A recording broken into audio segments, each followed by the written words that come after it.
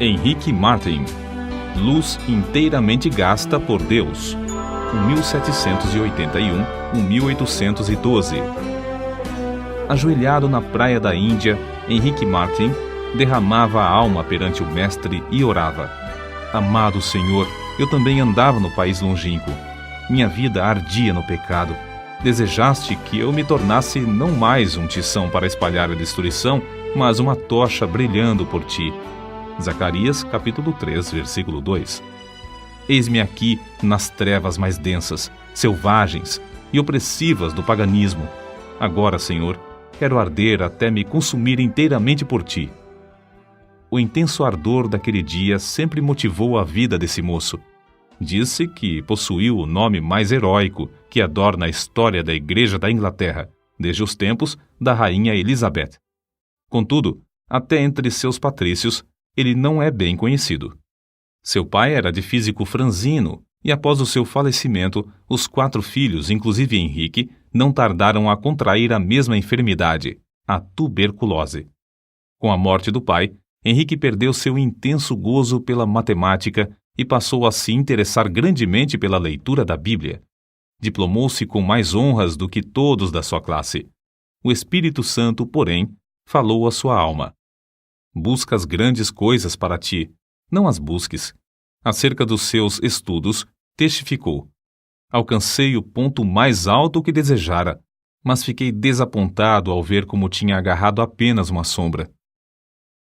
Tinha por costume levantar-se cedo, de madrugada, e andar sozinho pelos campos para desfrutar de comunhão íntima com Deus. O resultado foi que abandonou para sempre o plano de ser advogado, um alvo que, até então, perseguia, porque não podia consentir em ser pobre pelo amor de Cristo. Ao ouvir um sermão sobre o estado perdido dos pagãos, resolveu dar a sua vida como missionário. Ao conhecer a vida abnegada do missionário Guilherme Carey e sua grande obra na Índia, sentiu-se dirigido a trabalhar no mesmo país. O desejo de levar a mensagem de salvação aos povos que não conheciam a Cristo tornou-se como um fogo inextinguível na sua alma pela leitura da biografia de Dave Brainerd, que morrera quando ainda muito jovem. Esse missionário partiu para a glória com a idade de 29 anos depois de dedicar sua vida inteiramente ao serviço de evangelização dos silvícolas da América do Norte. Henrique Martin reconhecia que, como haviam sido poucos os anos da obra de Dave Brainerd, assim também seria com ele. Então, se acendeu nele a mesma paixão de gastar-se inteiramente por Cristo no breve espaço de tempo que lhe restava. Seus sermões não consistiam em palavras de sabedoria humana, mas sempre se dirigia ao povo como um moribundo pregando aos moribundos. Havia um grande embaraço para Henrique Martin. A mãe de sua noiva, Lydia Grenfell, não consentiria que se casassem caso ele insistisse em levá-la para o estrangeiro. Henrique amava Lydia, e o seu maior desejo terrestre era estabelecer um lar e trabalhar junto com ela na seara do Senhor. Acerca disto, ele escreveu no seu diário: Continuei 1 hora a mais em oração, lutando contra o que me ligava. Cada vez que estava perto de ganhar a vitória, o coração voltava para o seu ídolo. Finalmente, deitei-me sentindo grande mágoa. Então, lembrou-se de Dave Brainerd, o qual negava a si mesmo todos os confortos da civilização. Andava grandes distâncias sozinho na floresta, passava dias com fome e, depois de assim se esforçar por 5 anos, voltou para falecer tuberculoso nos braços da sua noiva, Jerusa, filha de Jonatas Edwards. Por fim, Henrique Martin também ganhou a vitória, obedecendo a chamada para sacrificar-se em prol da salvação dos perdidos. Ao embarcar para a Índia, em 1805, escreveu: Se eu viver ou morrer, que Cristo seja magnificado pela colheita de multidões para ele.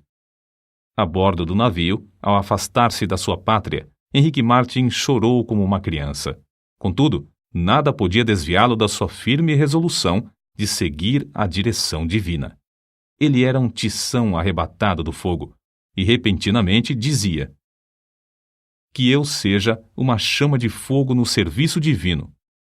Depois de 9 longos meses a bordo, e quando já se achava perto do seu destino, passou um dia inteiro em jejum e oração.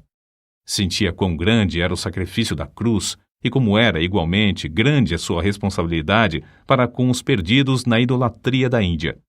Continuava a repetir: tenho posto vigias sobre os teus muros, ó Jerusalém. Eles não se calarão jamais, em todo o dia, nem em toda a noite. Não descanseis vós os que fazeis lembrar a Jeová, e não lhe deis a ele descanso, até que estabeleça, e até que ponha a Jerusalém por objeto de louvor na terra. Isaías capítulo 62, versículo 6. A chegada de Henrique Martyn à Índia, no mês de abril de 1806, foi também em resposta à oração de outros. A necessidade era tão grande nesse país que os poucos obreiros concordaram em se reunir em Calcutá de 8 em 8 dias para pedir a Deus que enviasse um homem cheio do Espírito Santo e poder à Índia. Martyn, logo ao desembarcar, foi recebido alegremente por eles como resposta às orações.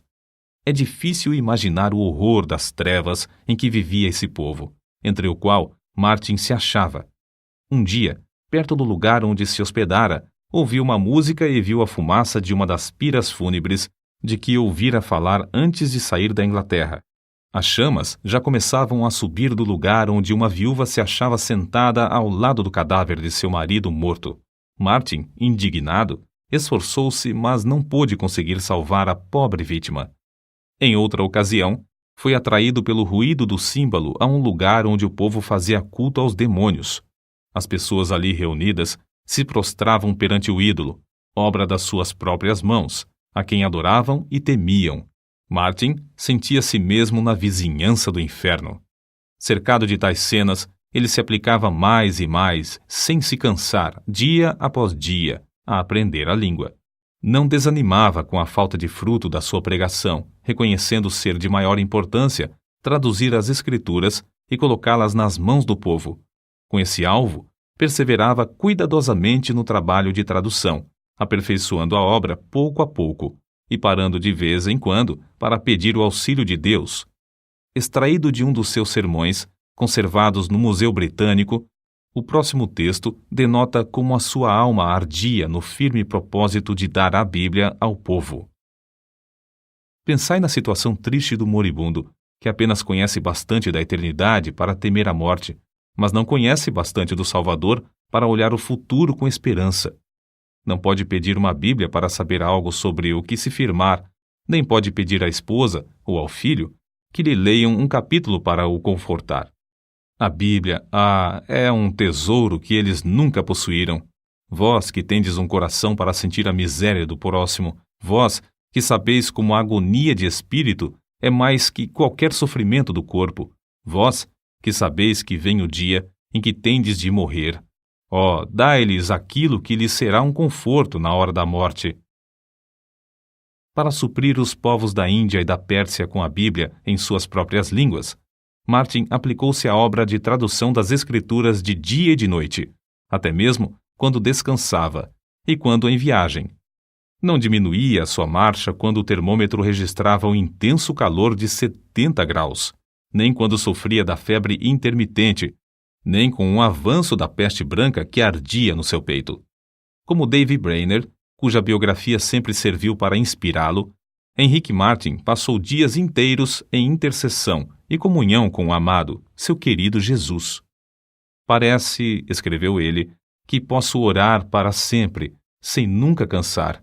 Quão doce andar com Jesus e morrer por ele. Para ele, a oração não era uma formalidade, mas um meio certo de quebrantar os endurecidos e vencer os adversários. 6 anos e meio depois de ter desembarcado na Índia, enquanto empreendia longa viagem, faleceu com a idade de 31 anos. Separado dos irmãos, do resto da família, com a noiva esperando-o na Inglaterra e cercado de perseguições, foi enterrado em lugar desconhecido. Era grande o ânimo, a perseverança, o amor, a dedicação com que trabalhava na seara do seu Senhor. O zelo ardeu até ele se consumir nesse curto espaço de 6 anos e meio.